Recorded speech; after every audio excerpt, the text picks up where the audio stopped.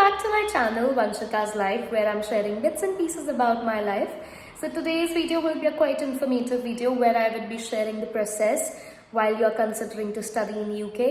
So it will be in both of the languages, Hindi and English. So whosoever is watching the video, they can understand the process a little better. But if I talk about my process coming to UK was not easy. It was like very difficult, very stressful, just because I started my process like quite late at the end of July. Till that time, most of the students were waiting for their visa. But I'll tell you how you can manage and how you can deal with your things easily. So I have a complete checklist that needs to be followed while you're considering to study in UK. So सबसे पहली चीज़ आपकी आती है is your IELTS. So if you want to come to UK, yes, आपको IELTS देना पड़ेगा, in which you need 6.5 bands. So if I talk about me, मैंने particularly IELTS नहीं दिया था, just because उसका रीज़न मैं आपको बताती हूँ. यहाँ पे कहीं यूनिवर्सिटीज़ है जो आपको IELTS वेवर देती हैं कि अगर आपके 12th क्लास में 75 से अबव 75 या 75 अबव है 12th स्टैंडर्ड में इंग्लिश में, तो आपको आपकी यूनिवर्सिटी आइल्स का वेवर दे देगी कि आपको आइल्स देने की ज़रूरत नहीं है कि इस बच्चे ने अपनी सारी पढ़ाई इंग्लिश लैंग्वेज में की है, तो आपको आइल्स ना ही देना पड़े. मैं आपको फिर भी बता देती हूँ कि कहीं यूनिवर्सिटीज़ की कंडीशन होती है कि उन्हें आइल्स चाहिए होता है. इन दैट केस आप एक और चीज़ कर सकते हैं. अगर आप वैसे तो आपको आइल्स देना ही चाहिए, मैं आपको ये नहीं बोलूँगी कि आप आइल्स मत दो, आइल्स बहुत ज़रूरी है, आप दो आइल्स. बट अगर आप बहुत ही ज़्यादा जल्दी में हो और आपको है कि मेरे को नहीं, मुझे इसी इनटेक में जाना है, तो there is another way that you can do, that you can submit an MOI letter to your university. MOI letter होता है मीडियम ऑफ इंस्ट्रक्शन, दैट आपको जितनी भी पढ़ाई आपकी ग्रेजुएशन में और ग्रेजुएशन में कराई गई है वो इंग्लिश में है. सो कई यूनिवर्सिटीज़ उसको कंसीडर कर लेती हैं. तो आप वो लेटर अपनी दिल्ली यूनिवर्सिटी अपनी यूनिवर्सिटी से जाके रिक्वेस्ट कर सकते हो. उस लेटर को आने में 7 से 10 दिन लगते हैं. लेटर में बस इतना लिखा होता है कि इस बच्चे ने इंग्लिश सब्जेक्ट में हमारे यहाँ से पढ़ाई की है और सारे सब्जेक्ट्स वाज इन इंग्लिश. और वो लेटर कहीं यूनिवर्सिटीज़ कंसीडर कर लेती हैं, बट कहीं कहते हैं कि आप आइल्स ही दो. सो अगर आप मेरा ओपिनियन पूछो तो मैं आपको यही बोलूँगी कि इतना हसल में पढ़ने से बढ़िया है कि आप आइल्स दे दो पहले. सो आपका पहला स्टेप हमेशा आइल्स रहना चाहिए. मैंने भी आइल्स दिया था, मेरा आइल्स एक्सपायर हो गया था क्योंकि मैंने 2-3 साल पहले दिया था और मैं बहुत जल्दी में थी, मेरे को इसी इनटेक में जाना है. तो मेरे एजेंट ने ये बोला कि आप एक MOI लेटर सबमिट कर दो. एंड मेरी यूनिवर्सिटी ने फॉर्चुनेटली वो लेटर एक्सेप्ट कर लिया और मेरे 12th में 75 थे, अबव थे इंग्लिश में. सो मेरे को आइल्स वेवर भी अपनी यूनिवर्सिटी से मिल गया था. और उसके बाद आपका प्रोसेस है अपनी यूनिवर्सिटीज़ को शॉर्टलिस्ट करना. अगर आपके दिमाग में कुछ यूनिवर्सिटीज़ हैं तो प्लीज़ उनके बारे में उनकी वेबसाइट पे पढ़ लो कि वो क्या क्या कोर्सेज ऑफ़र कर रहे हैं, क्या उनके मॉड्यूल्स हैं. अगर आपको मॉड्यूल्स के बारे में नहीं पता होगा, यहाँ आओगे और एकदम से शॉक लगेगा कि भाई इसमें तो ये मॉड्यूल है वो मॉड्यूल है, तो कंफ्यूज हो जाओगे, कुछ समझ नहीं आएगा.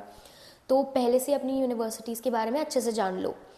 एंड रसल ग्रुप्स के पीछे मत भागना, क्योंकि मैं पर्सनली रसल ग्रुप्स के पीछे ही गई. मेरे को बेस्ट ही यूनिवर्सिटी चाहिए, मैं और किसी यूनिवर्सिटी में नहीं जाऊंगी. अकेले मुझे एजेंट अच्छी मिली थी तो उन्होंने मुझे समझाया that yes, Russell group university मिलना बहुत अच्छा है, पर आपको खाली रसल ग्रुप नहीं देखना, आपको एक्रेडिशंस भी देखने हैं. अगर आपकी यूनिवर्सिटी के पास ट्रिपल एक्रेडिशन है, दैट मीन्स उनका एजुकेशन सिस्टम बहुत अच्छा होगा and their teaching structure is very good.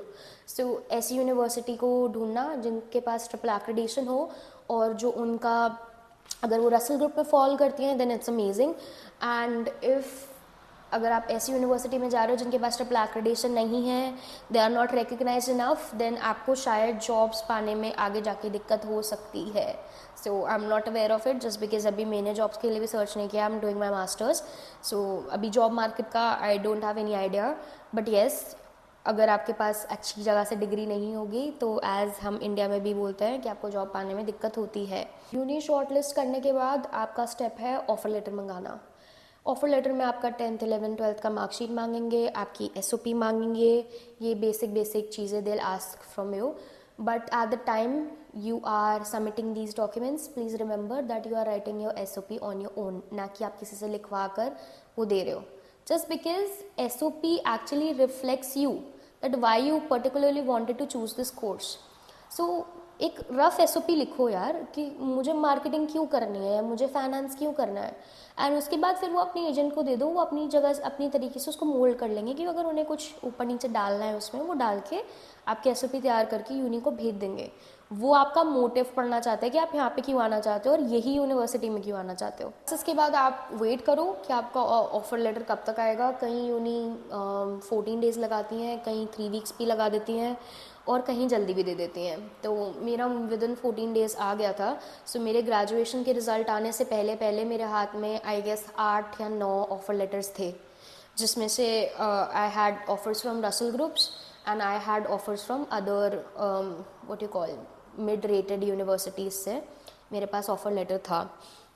So I was particularly waiting for my result कि मेरा अगर रिज़ल्ट आएगा तभी मैं अनकंडीशनल ऑफ़र लेटर मंगाऊंगी एंड उसके बाद ही मैं अपना आगे प्रोसेस करूँगी. मेरा ग्रेजुएशन का रिज़ल्ट आ रहा था, तब तक मैं अपनी फंडिंग की तैयारी कर रही थी, जस्ट बिकॉज मुझे पता था कि मैं अपने मम्मी पापा से तो पैसे नहीं लेने वाली हूँ. तो मैंने स्टूडेंट्स लोन लिया था. उस ड्यूरेशन के टाइम में मैंने बैंक से बात करी, मैंने पता किया कि लोन किस टाइप के होते हैं एंड कोलेटरल और नॉन कोलेटरल कैसे होता है एंड क्या क्या ज़रूरत होता है. कोलेटरल लोन के लिए आपको प्रॉपर्टी चाहिए जो आप रख सको लोन के अगेंस्ट, एंड उसमें आपको आपकी प्रॉपर्टी फ्री होल्ड होनी चाहिए. प्रॉपर्टी को इवैल्यूएट करेंगे एंड देन वैल्यूएशन करने के बाद they will tell you that how much loan can be given to you. And but the other one is non-collateral, in which you need a co-applicant, and at that point of time my co-applicant was my father. So I gave my ITRs. I have 2 years of ITR and मेरे पापा का ITR मिलाकर मैंने उन्हें सारी details the and I got a loan. But ये चीज़ याद रखना कि अगर आपका लोन सैंक्शन हो गया है तो ये नहीं है कि आप उसी टाइम अपना डिस्पर्समेंट करवा लो लोन का कि हाँ जी अगर आपने 20 लाख का लोन लिया तो आपने 20 लाख अपने पास रख लिए हैं कि बाद में जब पे करना होगा मैं करता रहूँगा. वो मत करना. जब तक आपका यूनिवर्सिटी से अनकंडीशनल लेटर नहीं आ जाता, until and unless they are not asking for money, तो अमाउंट को डिस्पर्स मत कराना.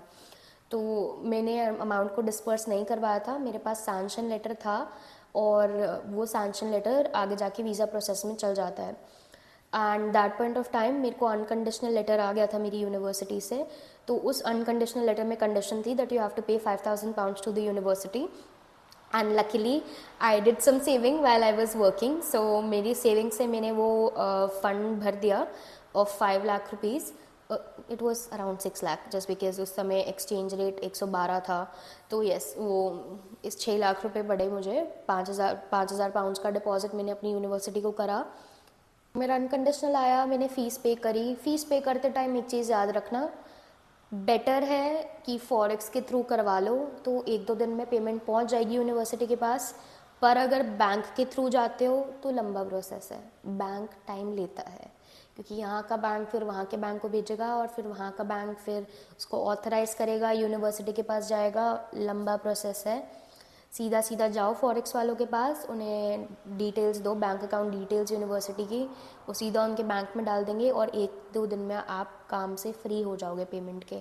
बट जहाँ पे बोलते हैं ना कि टाइम लगना होता है वहाँ लगना होता है. मेरी पेमेंट में भी 5-6 दिन लग गए थे और मैंने बैंक्स को लिटरली चेज़ किया था कि मेरी पेमेंट का बताओ पहुँची है या नहीं. मैं हर रोज़ सुबह उठ के उन्हें ईमेल करती थी तो जाके मुझे रिस्पॉन्स आता था कि नहीं अभी 1-2 दिन और लगेंगे पेमेंट पहुँचने में. बट कई बैंक फास्ट होते हैं. तो आई पर्सनली सजेस्ट कि फॉरेक्स से करवाओ, बट अगर आपको फिर भी करवाना है तो आप बैंक से करवा सकते हो. दोनों ही प्रोसेस इक्वली वैसे ही हैं. बाद बहुत इंपॉर्टेंट डॉक्यूमेंट है आपका कैश लेटर. तो कैश लेटर के लिए आपको वेट करना पड़ेगा क्योंकि कैश लेटर में होता है आपका बैकग्राउंड चेक कि भाई आपने जो डिग्री दी है वो सही है या नहीं है, आपकी मार्कशीट जो आपने सबमिट करी है वो सही है या नहीं है, और आपकी फ़ीस को कंसीडर कर कर वो आपको एक कैश लेटर देते हैं जिसको काइंड ऑफ स्पॉन्सरशिप भी बोलते हैं हमारी कंट्री में आने के लिए. एंड वो कैश लेटर एक बहुत ही इम्पॉर्टेंट डॉक्यूमेंट है यूके आने के लिए. सो मेरे कैश लेटर को आने में हफ्ते से ऊपर लग गया था.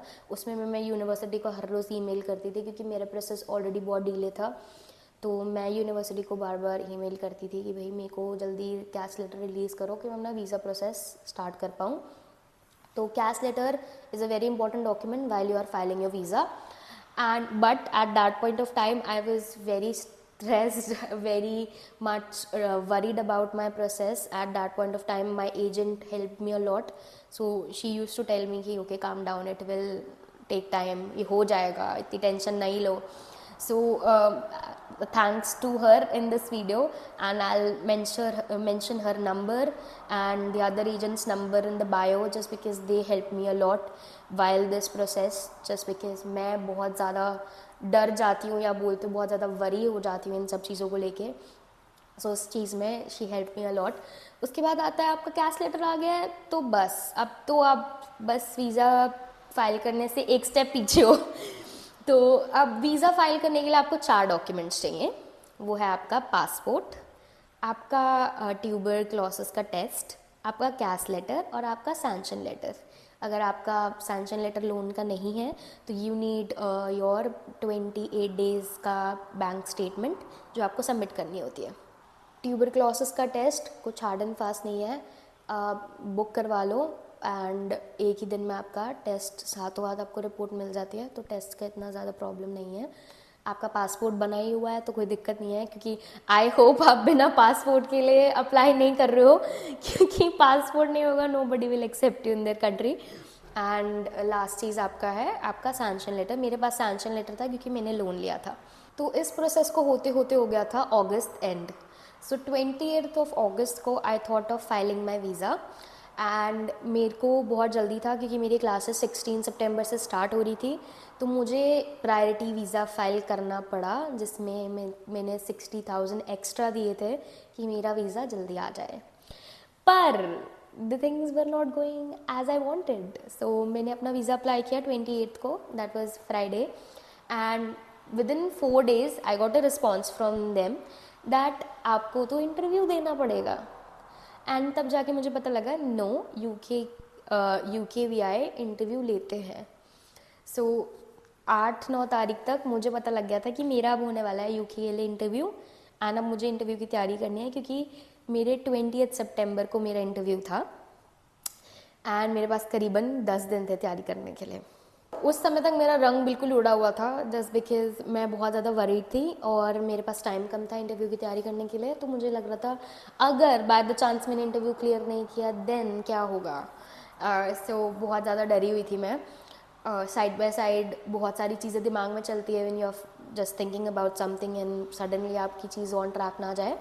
But I was confident enough कि भाई इतना ले आए भगवान, तो अब इंटरव्यू क्या चीज़ है, इंटरव्यू भी दे देंगे. सो मैंने 10 दिन पढ़ाई की है इंटरव्यू के लिए. एंड टू बी ऑनेस्ट मैंने एक दिन में 4 इंटरव्यू दिए हैं.